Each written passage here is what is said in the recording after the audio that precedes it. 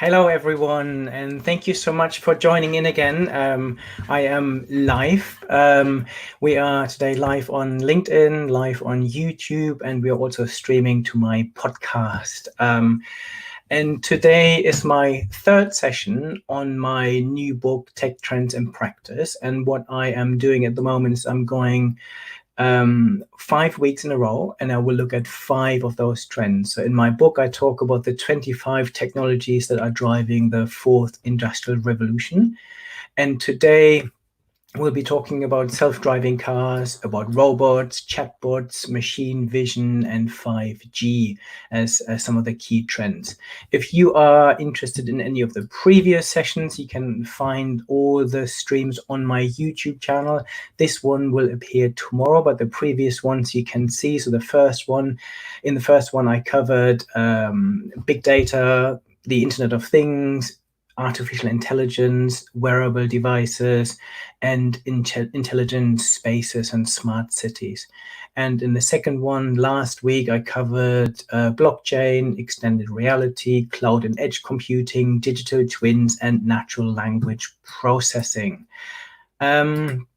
What I always encourage people to do is to interact with me. So I see all your comments, all your questions. I've had a few questions come in already. But if you have questions on anything related to technology trends, anything in particular to self-driving cars, robots, chatbots, machine vision, facial recognition, 5G, then please let me know and I will do my best to answer them in this live session. It makes it so much more interesting when we're actually interacting with each other. It's so nice to see so many of you say hello here. Joshua from India, hi, really good to see you. I've got Pap from Dakar. I've got Pepe Mohammed, Jeffrey, Nico, Miguel from Spain. The last few, we've got Antonio from Portugal, really good to see you here, and Cindy from Malaysia. In the last few live streams, we've had around 20,000 people watching, lots of really good interactions and questions. So please feel free to use the buttons if you're watching this on LinkedIn or YouTube, like, share, and comment. So what I've been doing is I'm looking at 5 trends, and then I want to give a very simple explanation of what those 5 trends are, and then also give you some practical examples, and then obviously answer any of your questions. So the first one I want to talk about today is voice interfaces and chatbots. They are basically computer programs that allow humans to have a conversation or interact with computers through either a spoken word or using written text. And so we've been used to this. We've seen companies using this very effectively, using things like Facebook Messenger, where they, instead of communicating with a person, you have an intelligent agent, a chatbot on the other side, or we've seen this in web portals. Voice interfaces, we've seen increasingly being used. We are all getting used to our chatbots at home, our smart speakers. We use Siri in our phones. We use Alexa and Google Assistant on in our phones and our home devices. And they basically respond to the spoken word. And this is particularly useful in languages where it's really difficult to type. So Chinese, for example, is much more difficult to type, and therefore voice and chatbots and voice tools are much more common. But they've seen a 40% rise year on year recently. So we now use them on our watches, on our phones, on our smart speakers. We speak to our car, so we are increasingly used to this. And I guess the first chatbot that we used was Eliza, that was developed in 1994, so a long time ago. This was very basic. You had to speak in a very robotic voice for Eliza to understand you, and she would then speak back in a very robotic voice and could only answer a few questions. But today, this has moved on so rapidly, where it's almost hard to tell whether you're speaking to a human or not. So modern chatbots can even pick up the nuances of human emotions, and some of them can even detect in our voice whether we might be lying or not. And I don't know whether you've seen Google's duplex presentation. This for me is one of the greatest examples of a chatbot that uses humans, ims and ahs, and has a proper conversation with a person that never even suspects that they're not speaking to a real person. So in their demonstration, they were ringing in to make a hairdresser appointment for someone or to book a table in a Chinese restaurant, and they were coming across so natural that the person on the other end never realized that they're actually speaking to a machine. And so a lot of this is making huge progress. One of the interesting areas where this is now being used is in therapy. So WooBot is a great example. It's a chatbot therapist that basically interprets data on a person's mood and helps them to discuss mental health. And the thinking behind this is that people are more likely to open up to a bot than they actually are to a real person, because no one is judging them. And the American National Center for Credibility Assessment, what they did is they did a study, and they found that candidates are much more likely to admit experiencing mental health or even using illicit substances or committing a crime when they're talking to a screen avatar rather than a real person or even a written questionnaire. And this for me is fascinating. So for me, there's real hope that we can use some of those tools, and they're making huge progress. Obviously, in business, we're using them. Here in the UK, the retailer Marks and Spencer's, what they've done is they added a virtual digital assistant function to their website, so it's not voice but it's text. Because they realized that lots of people had problems claiming some of the vouchers they were getting and discount codes. And they basically realized by using this tool to help people use those discount codes, they were able to save online sales in the region of £2 million that would otherwise been lost. Whole Food is another really good example. The US grocery retailer is using Facebook Messenger, so they are using chat functions, and they can even give people recipes, cooking inspirations, and that way really deepen the customer relationship.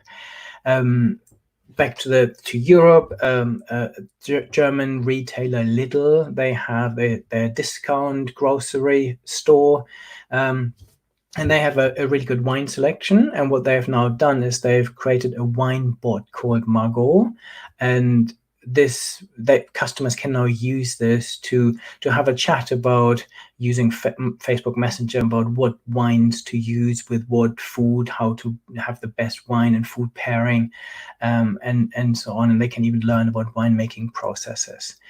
And the possibilities are endless. One of the areas I've been looking at recently is the sailing GP. This is almost like motor racing, but on water.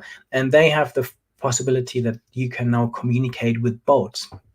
So you basically tweet one of those boats saying, "Why has your competitor just overtaken you?" And through their Twitter handle, they will explain to you why this happened, and you can have a conversation. So, for me, huge opportunities for using chatbots, and companies are now doing this to not only simply reducing the cost of providing customer service, but actually improving the customer experience, making it better. And we're now very fast moving beyond the really annoying chatbots that couldn't really answer difficult questions to a world where they can. And even if some of them can't do this quite yet, they will be in 2 or 3 years' time, because progress is so fast.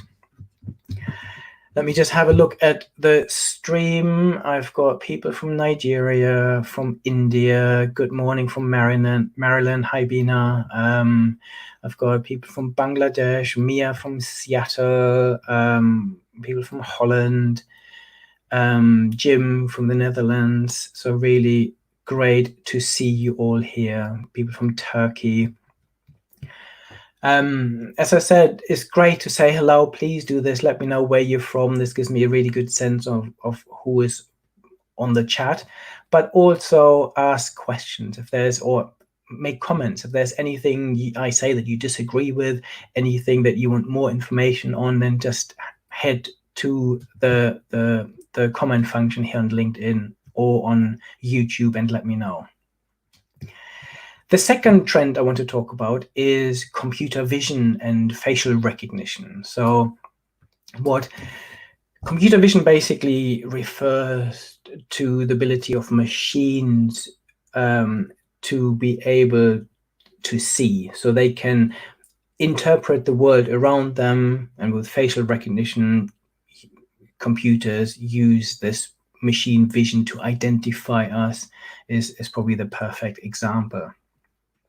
So we use machines and give them the ability through cameras and sensors to recognize what's around them and see what's there. And then they use artificial intelligence and computing processing power to understand what they're picking up.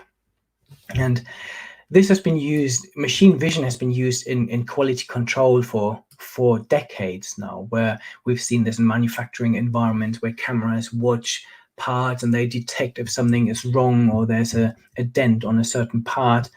Domino's Pizza uses this today very effectively. So in their pizza ovens, they have what they call this pizza checker. And this basically uses machine vision to detect the quality of their pizzas. John Deere is another great example. They are a farm equipment and tractor manufacturer, and their combine harvesters now use machine vision to even analyze the quality of the grains as they're being harvested. And of course, machine vision gives cars the ability to drive themselves. They can detect what's ahead of them, and this is a trend I will talk about later in this live stream.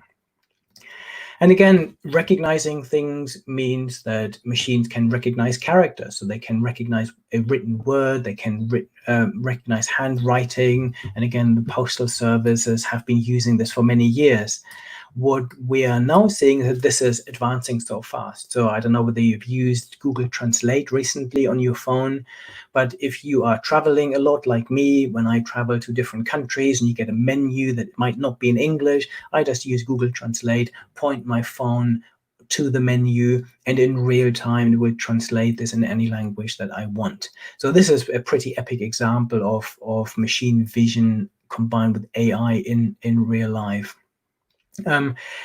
Healthcare is another really important sector. Actually, 90% of all medical data is image-based. So there are hundreds of examples that I talk about in my book, and Microsoft's Inner Eye software is a great example. So they would analyze X-ray images and then identify automatically whether someone might have a tumor or any abnormalities that they're seeing. And this will automatically be flagged up then to a doctor or a human radiologist who can then make a diagnosis.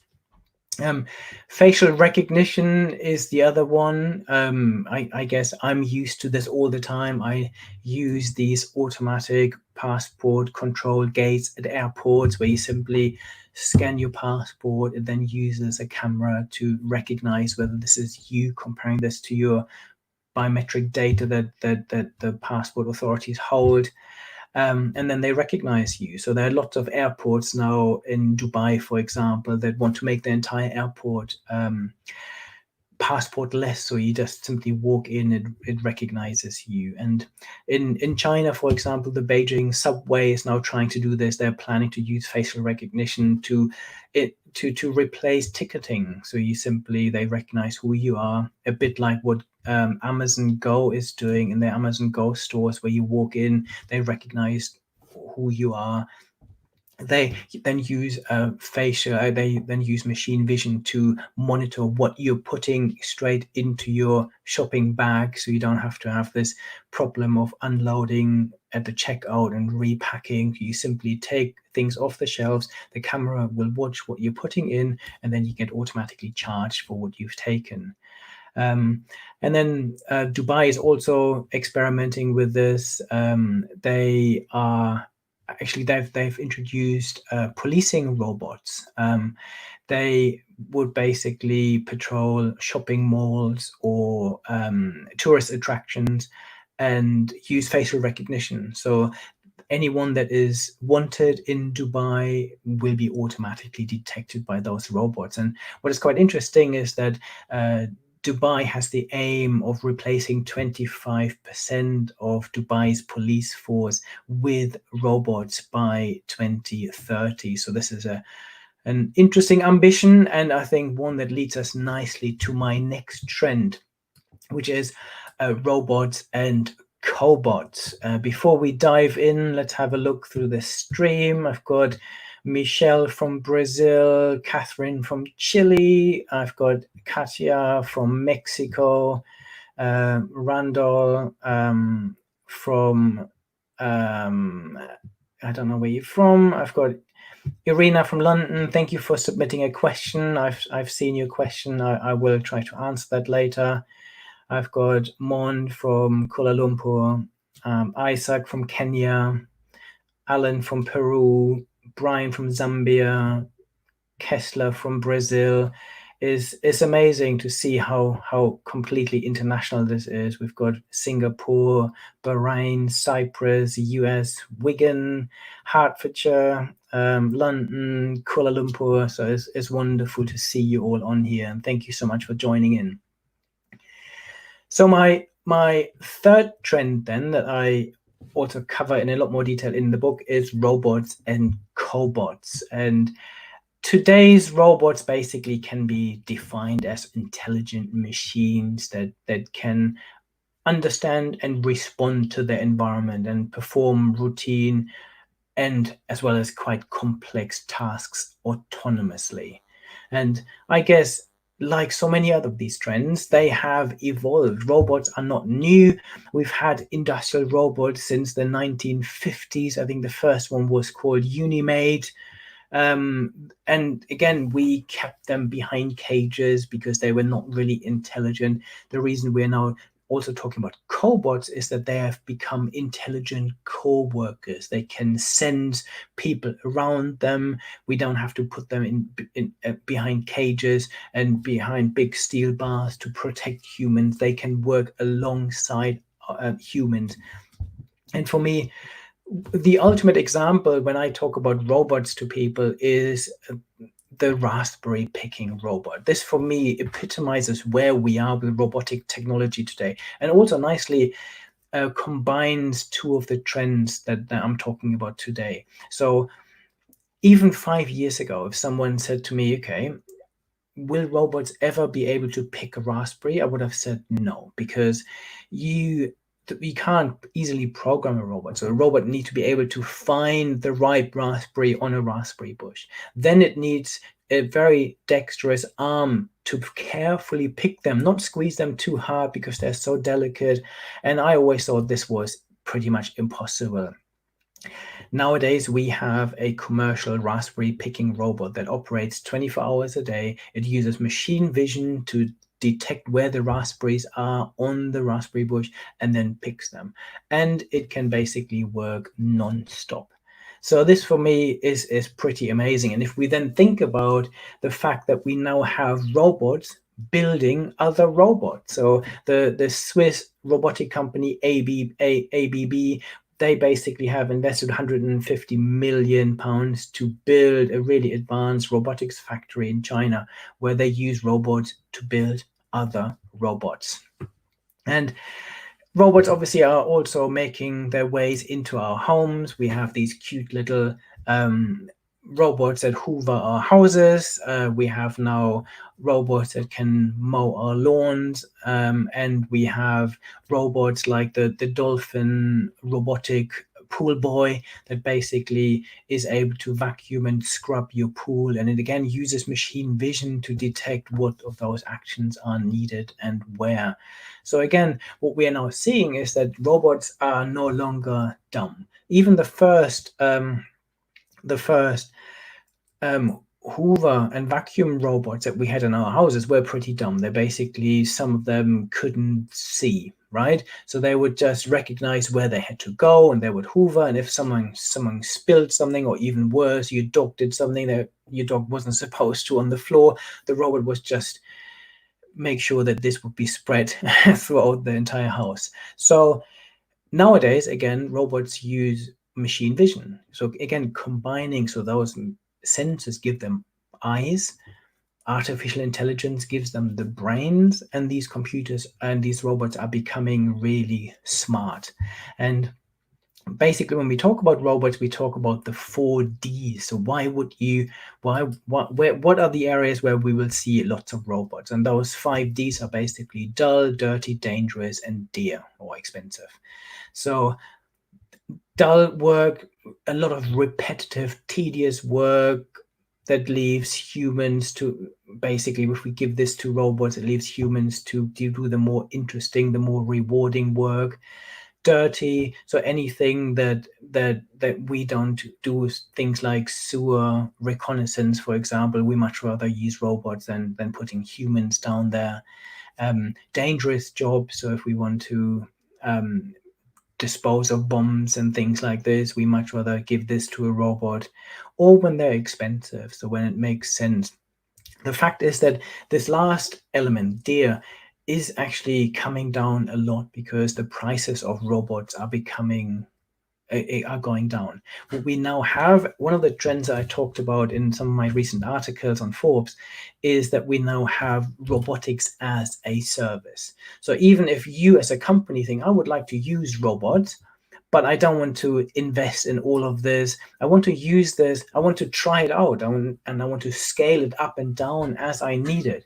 You now have companies that offer robots as a service. So you simply say, I want a robot to build this. I want a robot to clean this. You simply hire this robot. You hire them as a service. You don't have to worry about the capital investment or the maintenance, and the robot can do whatever you need it to do until you don't need it anymore. The other area we talked about is healthcare. Healthcare for me is going through one of the biggest transformations, and I guess during this global pandemic is even more important to make sure we have the best healthcare systems we can. And again, talking about robots, we now have robots that are able to do robotic surgery. So the Mako robotic system, for example, has now performed over 300,000 rib and hip and knee replacements. They're actually quite simple operations that now robots can do by themselves. So based on the data from a CT scan and patient models, they are basically use cameras that are mounted on their arm, again combining robotics and machine vision to then make sure that the procedure is aligned properly, that the implant is put into the right position. Also, what we're seeing is care robots. We've seen this in hospitals recently in China quite a lot, where they wanted to reduce the human contact during the coronavirus crisis. And what they did is they used robots to talk to patients, robots to answer questions, robots to distribute medication, for example. So the whole caring robots are becoming increasingly common, as well as companion robots. We see this in Japan in old people's homes, for example, where people now use robots to have a conversation with. I'm sure people are in two minds. Some people think this is a great idea because we haven't got enough care people. We have aging populations. Other thing, this is the most horrendous idea ever, having a conversation with a robot. But these humanoid robots are definitely on the up. I don't know whether you've seen my interview with Sophia. Sophia is a humanoid robot that is extremely intelligent. She's given a speech at the UN. Saudi Arabia made her a citizen of Saudi Arabia, which probably was more of a PR stunt than anything else. But it gives us an idea of where we are. So when I had my conversation with Sophia, it felt like I'm having a conversation with a human being, with an intelligent being, or at least very close to it. And we've seen some crazy examples of robots being used. So there's a 400-year-old temple in Japan that has a robotic priest. And a French nightclub even has unveiled a robotic pole dancer, if this is what you're into. So what we're seeing now is that robots are becoming smarter. They're now cobots. They use sensors and vision and intelligence, and also combining robots with machine learning. So this ability of machines to learn by themselves.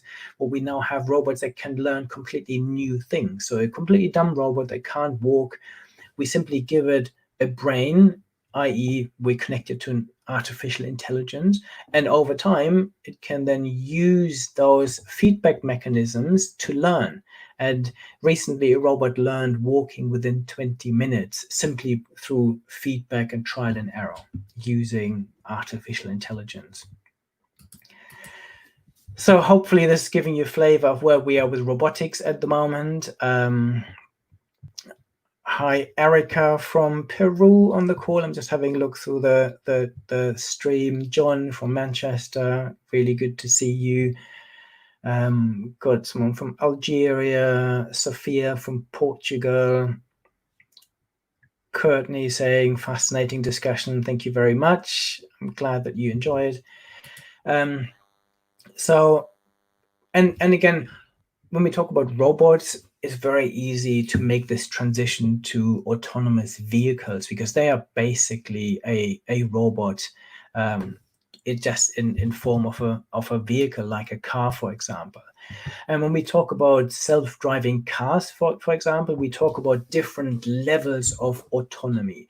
So what we're seeing is, at the moment, we're seeing the slow shift from driver assistance to more autonomy. So the level 1 of autonomy is basically a driver support feature that can steer or brake or lane centering. You have adaptive cruise control. So it's essentially the process where the car helps you. So if you need to make an emergency brake, the car will brake for you. This is the level 1. Level 2 then is still focused on driver support as opposed to automation, but cars can do a bit more. They can provide steering and braking and acceleration support and things like self-parking, for example. Level 3 then is where we move into automation. So when we give vehicles the ability to drive themselves in limited conditions. So, for example, a traffic jam chauffeur function. So you can switch this on if you're in a traffic jam, and the car will automatically move along. Level 4 then is where you basically don't require any human interaction. So the human is there to take over, but the car can pretty much do anything. But usually this is limited to certain zones. So for example, some cars can only do this on motorways or in restricted zones. In California, there are certain areas that are now being used for self-driving cars. They have certain routes they can take. And Waymo, for example, is offering a self-driving taxi service across California, but they can only go between certain points. And at the moment, this is not quite open to the public. So you have to be a Google employee, or you have to be someone that is allowed to use that. And then level 5 is where you have completely autonomous cars that can do whatever they want. They can go wherever you want in any conditions, in any circumstances. And this is obviously what we are striving for. But when we talk about autonomous vehicles, it's important to understand that there are these different levels. And what we're doing is, at the moment, we're building up towards this level 5 autonomy, but currently we haven't got this yet. So there's no commercial vehicle available at the moment that is completely self-driving at the level 5. And I work with lots of the big companies that work on self-driving cars. So Volvo is a great example, and Volvo has released this amazing concept car called the 360C, which basically is a driving hotel or driving conference room. So if you have a meeting or you want to meet someone or visit family 3, 4, or even an 8-hour drive away or 20-hour drive away, you can simply go into your car, you put the duvet on, you sleep, the car will take you there.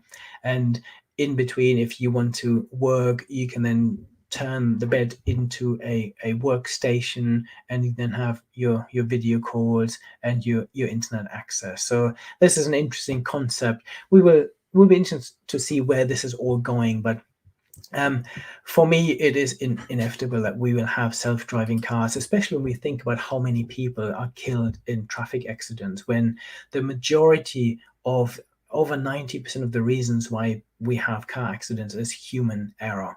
So if we can eliminate 90% of car accidents, I believe in the US alone last year, over 35,000 people got killed in traffic accidents. So if we can reduce this would make that would give us a huge benefit.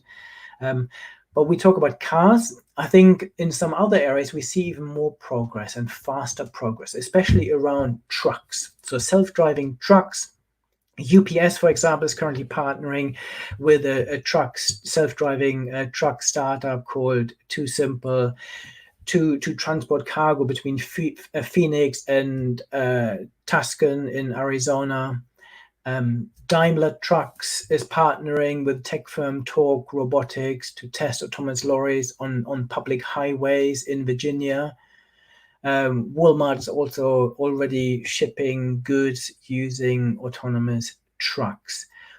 And then we have things like autonomous scooters. I love that idea. So Segway Ninebot, for example, they have recently unveiled a self-driving electric scooter that is able to take itself back to a charging station. So again, in the future, if you wanted an electric scooter and you wanted to hire one, you simply go to your phone, you say, I want a scooter now. You don't have to find them. They will automatically come to you, drive themselves. And then if you don't need them anymore, they simply drive themselves back to the charging station.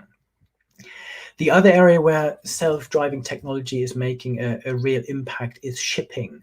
And this is probably one of the easiest ways of creating self-driving and autonomous vehicles, because in the shipping world, you can see further ahead. You can use satellites to detect where other ships are going. You have more time to react. And for example, in Finland, Rolls-Royce partnered with the Finnish ferry company Finferries, and already back in 2018, they launched a completely autonomous ferry service in Finland, where self-driving ferries basically ship passengers and cars across lakes and rivers. So this hopefully gives you a flavor of where we are. Let me just have a look through the stream here.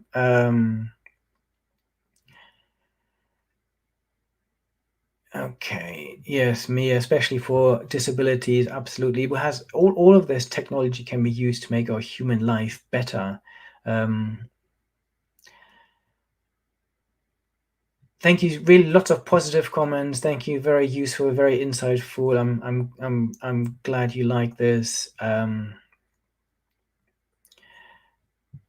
Yeah, John, you were saying car accident in the UK are largely attributable to experience. Yeah, obviously. But if you have self-driving cars, they will be trained on millions and millions of hours of driving. If you think what Tesla is doing, for example, Tesla is currently collecting basically data from every single Tesla car that is driving around, and all of this information is loaded back into their data center and is helping them to learn. So in the future, it will be impossible to have a human driver that will have more experience than the billions of miles of car journeys that and reactions and accidents and everything else that self-driving cars will have accumulated. I've got one question. What about road infrastructure? Absolutely. This is something that we need to think about. I think this is what governments are currently thinking about. How can we make sure that we have completely autonomous cars driving along human-driven cars? They're thinking about having maybe special lanes, special roads, certain times of the day, and so on. I'm sure we'll find a way. Again, what I'm seeing is the progress. When I first started writing about autonomous cars 20 years ago, none of what we're seeing was possible. Now we have machine vision, we have machine learning, we have all these technologies that are rapidly growing, that all of this will be possible in a few years' time, where we have.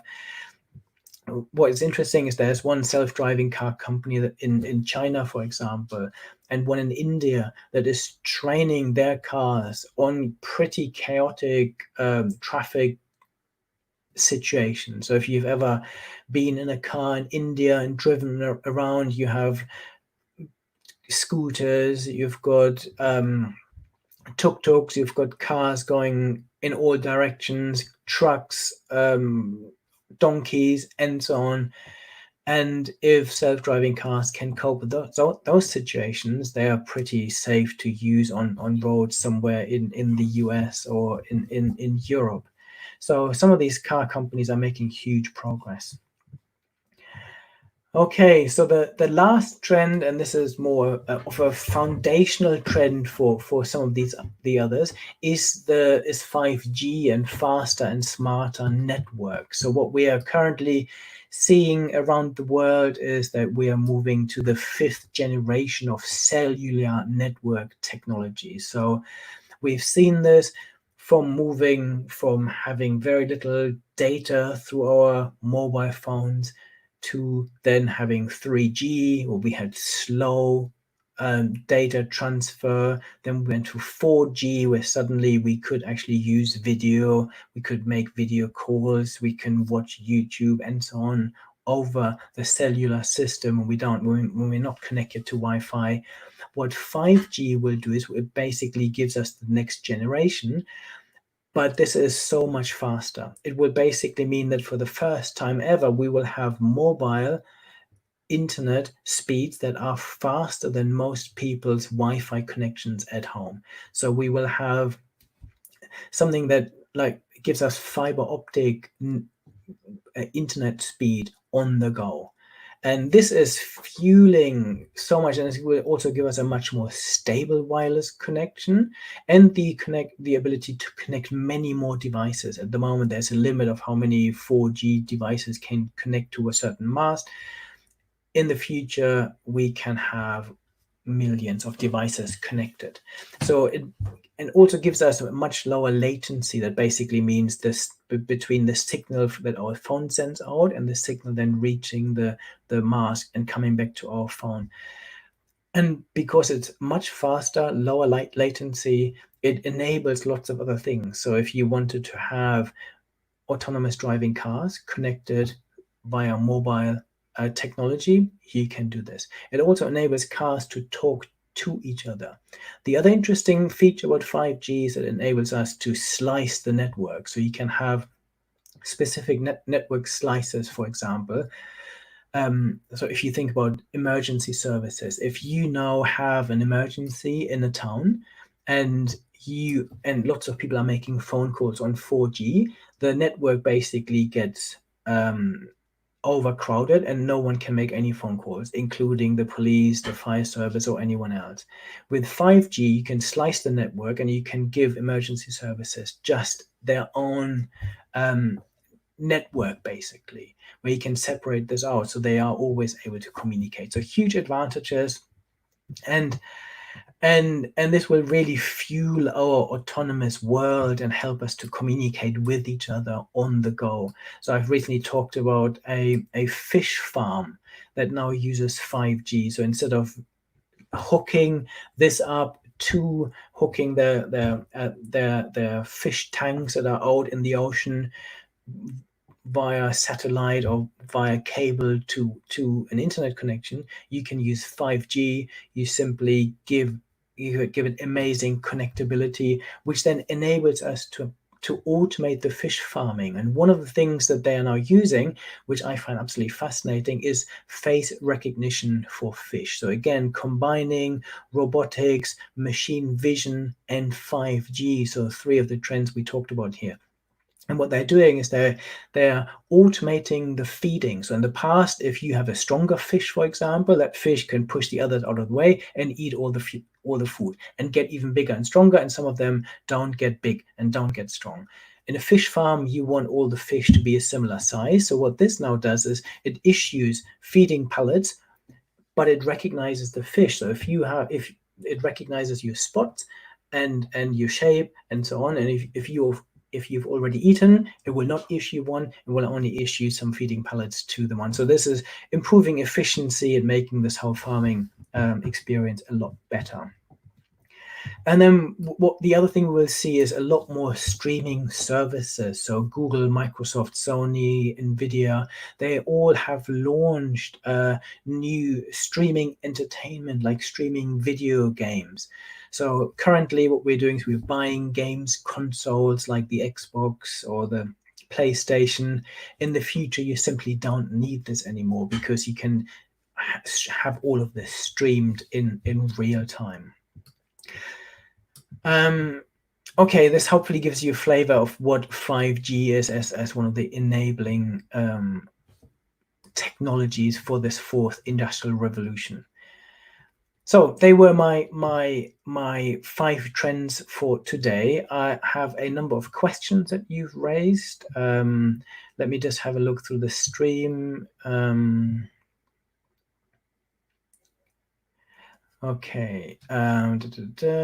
Paula, you mentioned the positives, but can you say any negatives on 5G with so many things being connected to the IoT, the Internet of Things? Yes, Paula, thank you for that question. So what 5G also gives us much better security. So you can create entire separate network for government infrastructure, for example. So everything that was possible with 4G is now possible with 5G, but in a much more secure environment. So it is much more secure than any of the others, and potentially even more secure than Wi-Fi. I've got someone from Jacksonville in Florida. Hello, greetings back. Sandra, hi. I've got Fimin from Senegal. I've got Khalid from Saudi Arabia. Hi, Robert, Bernardo. Dr. Bernardo is asking an interesting question, how COVID-19 would impact delaying all of this. This is interesting. So what actually is happening and what I'm seeing is that the current pandemic is fast tracking a lot of those technologies because people realize that we need all of this infrastructure. We need to be able to work from home, have fast internet access. So there was a time when maybe the building of the infrastructure got delayed a little bit around 5G, where engineers were simply not out. But in places like China, this has now come back. In the US, this has come back, and the infrastructure is being built because this is seen as vital. And what I see is that actually this pandemic is fast tracking the digitization of organizations. I had a question from Irina from London. What's your view on electronic waste that will grow when all of those devices will no longer be used? Absolutely. And how can we stop producing lots of unreliable devices that we then throw away and concentrate on quality products. Really good point. And this is something I worry about as well, because every year you end up buying a new phone or new devices and new technology. What I'm seeing is that many of the companies that are producing them, like Apple, like Samsung, like Huawei, and others, are actually quite concerned about all of this. So a lot of thinking goes into designing those devices. So Apple, for example, is able to completely dismantle old iPhones and recycle or reuse them. We also find that there's an increasing market of reusing those phones, so reconditioning phones and sending them and reusing them. So what I see in practice is that many of the big vendors are very socially responsible in their design of their products and making sure that they do get recycled. The challenge is if we are bombarded with cheap technology, Internet of Things, where suddenly we have technology built into everything.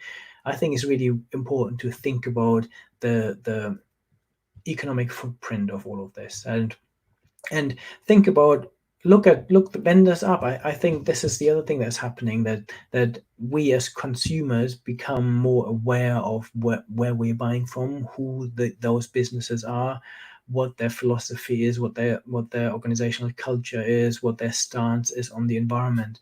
And how I really hope that more and more of us do that, to really think, okay, we want to buy this from a reliable person, so we can make sure that this gets recycled and doesn't just end up in a landfill somewhere. A question here from Jay from Baltimore and Maryland.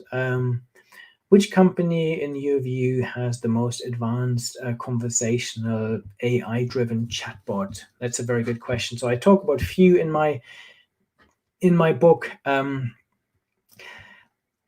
That I think the one that impresses me the most at the moment is Google, the Google Duplex system, because this is pretty impressive in the way they make this conversation sound so absolutely human. So they would be one of my examples. And I've got a question from Morgana in Seattle. What about security issue around the growing use of Alexa type products? And anyone outside the family in the home using those products with mal intent. Okay, so, and you're saying would multi-point verification be a good idea? I think it would. I think, as with all of this, we are pretty early on at the moment. So we are inviting all these voice enabled devices into our houses. What I believe will happen soon is that we will have platforms that will manage our houses, and that they will automatically look for the right security settings. They will make sure devices you're connecting to your home comply with regulation and with security features that are, and all their software is up to date and their passwords are correct and so on. So my hope is that this will all happen automatically. At the moment, I agree that there are too many devices, too many systems, and not all of them are safe. So people, again, very similar to the point I was making before, make sure you buy from trusted companies and make sure that they have the right security settings in place. And I think in my last live stream, I also gave some examples of what you can do to improve the security. Very good. Lots of positive comments. Thank you so much, everyone. There's one question from Enrique. How is 5G going to affect us physically? Yeah, there seems to be this massive conspiracy theory in certain parts of the world where everyone says, okay, 5G is going to be harmful.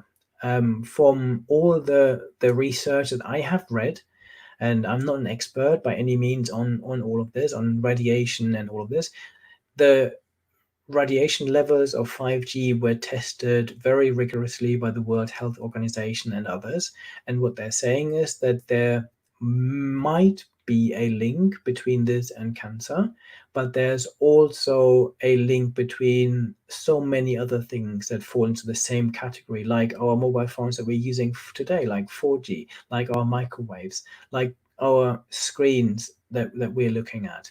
So the what all the governments have done is that they have weighed up all the risks, and at the moment the risks are so minimal, as far as I understand them, that there is absolutely no risk to anyone unless you are surrounded by 5G mask for 24 hours a day. Then there might be a risk. The way we're using them and planning to implement them, I don't believe that there's any risk to us physically, but this is based on the research that I have read. Lots of good comments. Thank you so much for your vision. Thank you all so much for joining me. This I will bring this live stream now to an end.